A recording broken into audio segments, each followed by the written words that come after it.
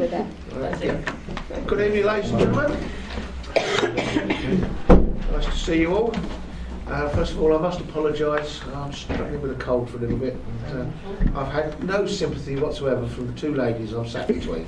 Get the violins out, ladies. Okay, right, the emergency evacuation. Should you be required to evacuate the building, would you please leave the building via the nearest available exit? There's one fire exit in this room. If you need to evacuate the room, do so by the glass door, the external fire escape staircase. Please hold on to the handrails in case the stairs are wet and slippery. If anyone is unable to use the stairs, would you please allow the others to exit the room before they go to the fire escape where they can be given assistance. Our assembly point will be in the public car park at the side of the civic suite. Please do not delay your evacuation to collect any belongings. Please do not return to the building until given permission to do so by staff. Please note that this meeting will be audio recorded, and can I please remind you to switch your mobiles off or to turn them on to silence.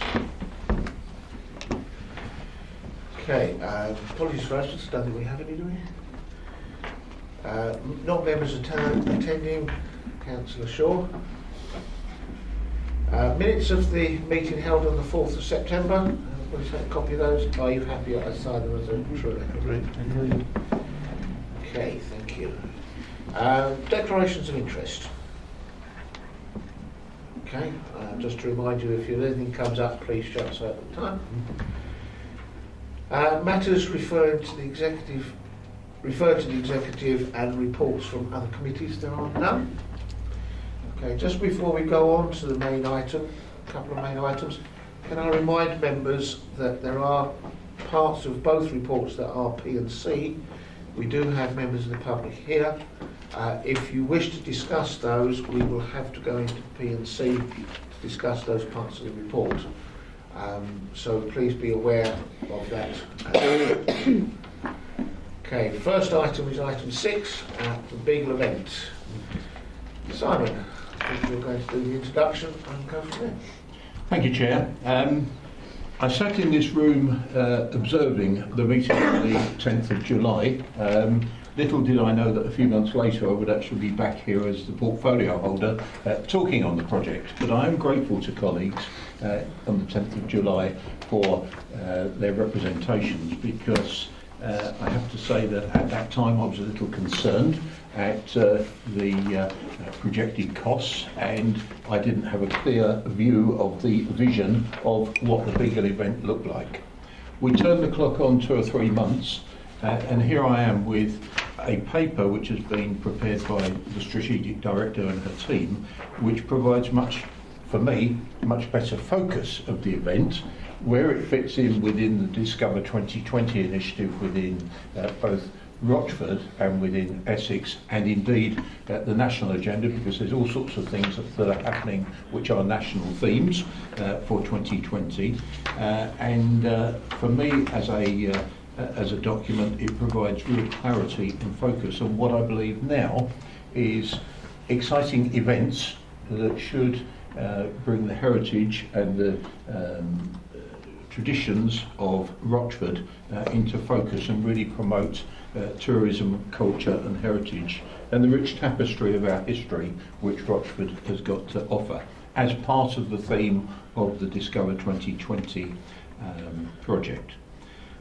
What I will say at this stage, and I'm not making a formal proposal at this stage, but I will be making a proposal that, given the clarity on costs for the authority, I will be making a proposal to members that we actually make this a free event, because I actually believe that it is so worthwhile in terms of promoting our heritage to all age groups within the district, that it is so important that we do that, and within the costs that are set out, I think it's not an unreasonable reward for our community to enjoy the benefit of that.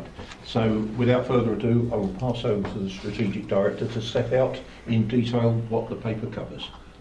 Thank you, Councillor Orton. Members, yes, you'll recall back in July that concerns were raised in respect of the geography of Wallasey Island and the logistical challenges of the transport plan, which it was felt to raise issues of cost and risk which were unsustainable. I've reconfigured the event and the attractions which had been planned for Wallasey are now relocated to Freight House, and that is the Freight House site being the entire building, the car park and the green sward down to the reservoir. And that site, as a consequence, removes a significant amount of risk and cost in relation to that transport plan. And it maintains an earlier separate opening ceremony at Wallasey Island to mark the Council's significant investment in heritage infrastructure on the RSPB reserve. And the totality of that means that the budget's been reduced from £50,000 for the 2 days down to £15,000 without losing the quality of the original plan. If members are willing to approve the matter this evening, I will then be in a position to go on and submit or finalise and submit the event management plan so that the Safety Advisory Group process can be initiated and undertaken, and then we can begin publicity in earnest. Our plan is to launch and to make tickets available and to sort of go public in terms of whipping up more interest around Darwin's birthday on the 11th of February 2020. And although the Beagle event is the kind of working title that colleagues and I have been using internally, we're going to be working with the portfolio holder to craft those that publicity and that promotion with a view to making a bit of a splash as we get nearer the time. Okay, any questions? So, I think I'd like to endorse the comments that Councillor Wootton made. I think that the big sticking point for me was the cost, and I think the proposal that Councillor Wootton's indicated he's about to make is a great step forward, and I think has the opportunity to dramatically increase the footfall and in turn hopefully make your job easier in attracting people to want to come to the site, to advertise, to display, to set up stalls and so on. And I think the sort of money that we're talking about represents a worthwhile amount for us to invest in what one of our core objectives of promoting the heritage of Rochford District.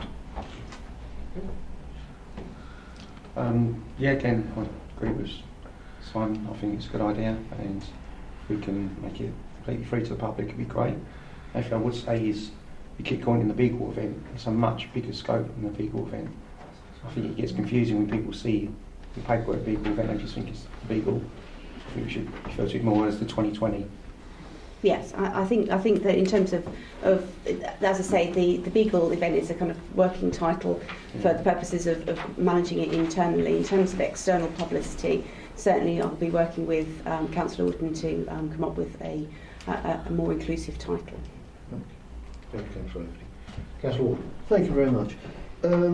I think one of the things that would attract me as far as that's concerned is the fact of our heritage, in as much as that from a British point of view, we have always been adventurers, we've always gone out to explore, to discover, which is very much part of what we have done in the past. And I believe, whichever way you want to look at it, we will be needing to do that in the future. And I think that's a very, very important point that we should be looking at, is our heritage and our ability to adapt, to do things, to be adventurous, to discover, and to praise those who have gone before us and take their example going forward into the future. And I would like to also endorse some of the things that Councillor Wootton has said in regard to costings and things like that. Good report.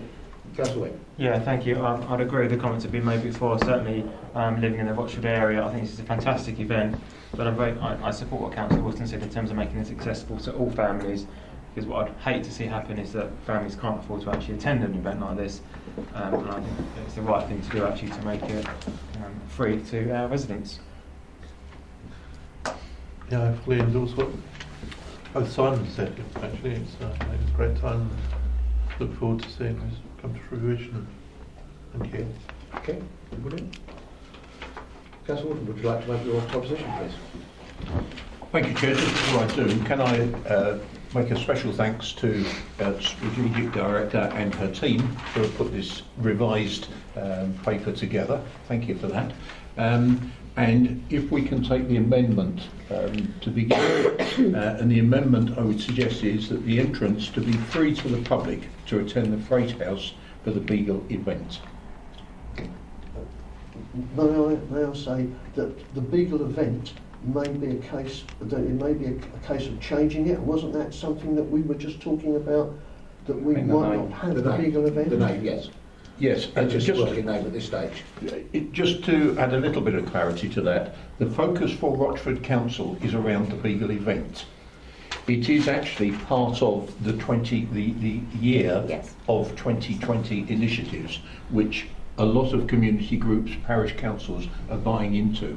And I think possibly we need to work on the PR side Absolutely. of projecting that project. But our project is centred really about Darwin, the Beagle event and the history associated with that. And it will pull in other things because we'll certainly use the Freight House as an opportunity to pull in other ancillary things. Yeah. But that's why at the moment it's being referred to as the Beagle event. But it is subsumed within the overall 2020 commemorations. It's just a working name at this It stage. is a working That's name. correct. Do you have a seconder for your Councillor Ward? Okay, members, any questions on the amendment? No? Okay. Just one thing about that. It's over 2 days, I understand. Yes. So, the way you're saying it is that the public can come to the first day. Either day. No, both days. I thought it was going to be a private. So the Freight House will be available from midday on the Friday to enable setup. The suggestion is that if we can get sufficient corporate sponsorship, that there would be a preview evening on the Friday before the venue is open to the public on the Saturday and the Sunday, because we're asking people to come along and display free of charge.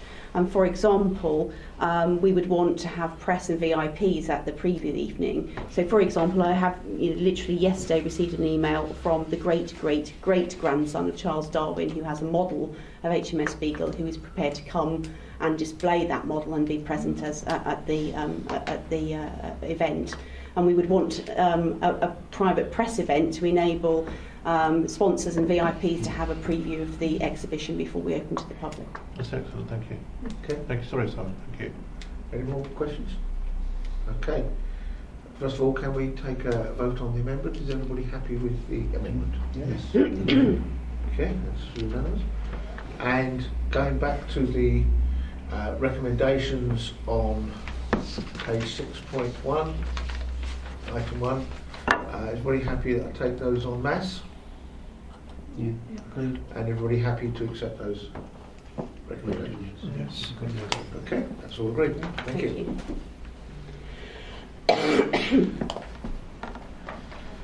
Okay.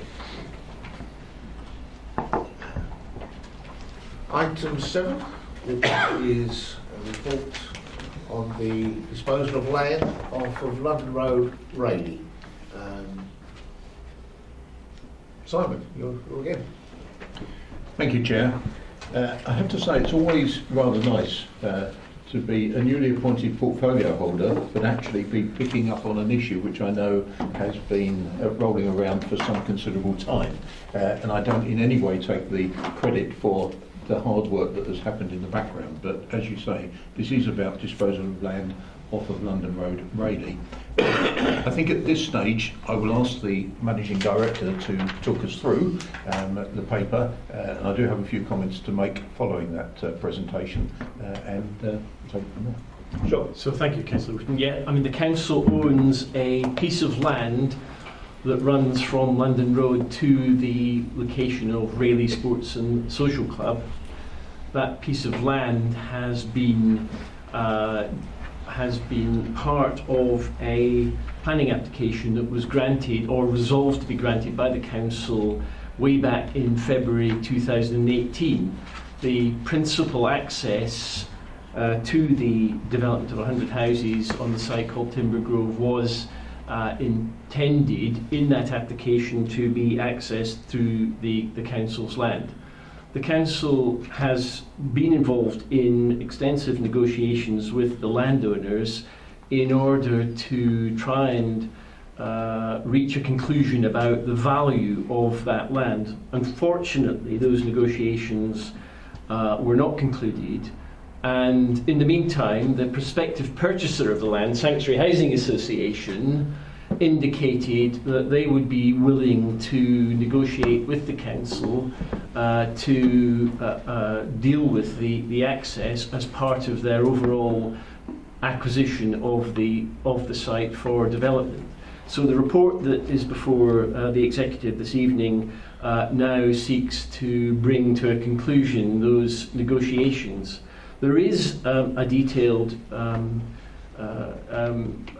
confidential appendix that seeks to provide information to members about the valuation that we've reached in terms of the negotiation with Sanctuary Housing Association. As the report says, the value that's been placed on the piece of land is £300,000. I mean, if members want to talk in more detail about the valuation issues that led us to reach that conclusion, and then we'll obviously have to go into P&C.